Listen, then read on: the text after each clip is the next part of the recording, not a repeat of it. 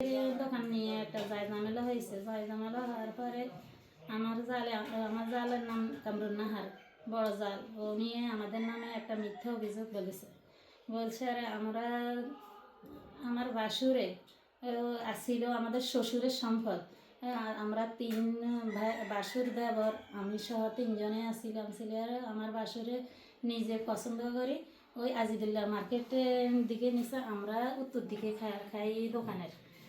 তারপরে উনি আমার জালে সেলিম মাস্টারের কাছে সোয়া ডিসিম জায়গা বিক্রি করেছে। বিক্রি করার পরে উনি সেই দাগে না যায়, উনি আমাদের 738 দাগে আসি এখন দখল করে মিথ্যা অভিযোগ দিয়ে আমাদের হয়রানি করে।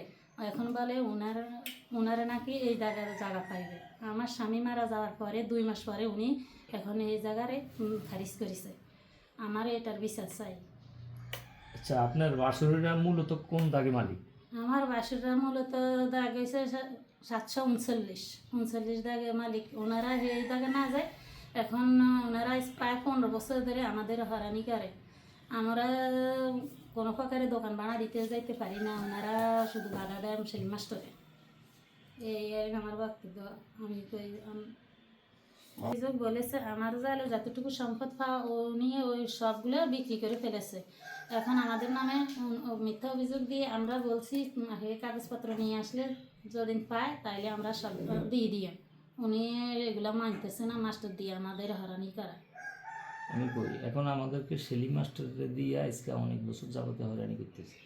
আমাদের সেলিম মাস্টারে দিয়ে অনেক বছর 15 বছর প্রায় হয়রানি করতেছে সেলিম মাস্টারে দিয়ে।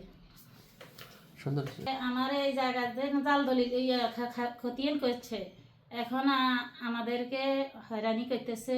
এখন আমরা ওনার নামে খারিজ বিরুদ্ধে একটা মামলা দিতেছি।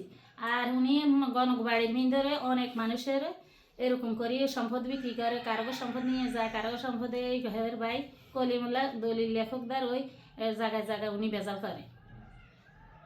আচ্ছা, বহুত লোকের উনি ঝামেলা করে, জায়গা জমি নিয়ে এলাকার বহুত লোকের ক্ষতি করছে। উনি সবাই অনেকের জাল দলিল করি উনার নামে নিয়ে হরে ওনার মানুষের সাথে বেজাল করে। হচ্ছে রাজমোহন গণেশের বাড়ি, আর একটা হচ্ছে হাসিরানের বাড়ি। আচ্ছা, রেখে উঠছি না শ্বশুর কথাটা। আমাদের বড় বাসুর শামসুল ইসলাম উনি পছন্দ করে ওই বাড়িটা উনি নিজের বসত বাড়ি বানাইছে, ওখানে ওনারা থাকে। আর ওনারা দোকানের জায়গাগুলো ওনাদের বাড়ির সামনে দিয়ে নিছে। পরে এখন আমার বড় বাসুর এটা একটু কাটলাম না, জায়গা নিয়ে এই বিষয়টা একটু উপস্থাপন করো। আমার শ্বশুরে 2টা বাড়ি কিনছে, একটা হচ্ছে রাজমোহন গণেশের বাড়ি আর একটা হচ্ছে হাসিরানের বাড়ি। তো আমার বাসুর জীবিত থাকাকালীন ওই বাড়িটা চয়েস করছে। উনি সব দাগে তো উনি জায়গা পায় যেমন আমরা পাইছি, কিন্তু উনি সব দাগে না নিয়ে এককভাবে হাসিরানের বাড়িটা নিছে। ওনার দোকানের জায়গাগুলো উনি একই বাড়ি হাসিরানের ওই বাড়ির সামনে দিয়ে নিছে এবং আজিদুল্লাহর কাছে বিক্রি করছে। তো বিক্রি করার পরে আমার বাসুর যখন জীবিত থাকাকালীন ওনার সকল সম্পত্তি উনি কিছু সম্পত্তি নিজে বিক্রি করছে এবং বাকি সম্পত্তি উনি ওনার ছেলে না থাকার কারণে উনি ওনার স্ত্রীর নামে ওনার সম্পত্তি দিছে এবং বাকি সম্পত্তি ওনার মেয়েগো নামে দিছে। এখন আমগো অংশ ওনারা আর কোনো জায়গা পাইব না, সবাই সেপারেট। তো আমগো হচ্ছে 738 দাগে।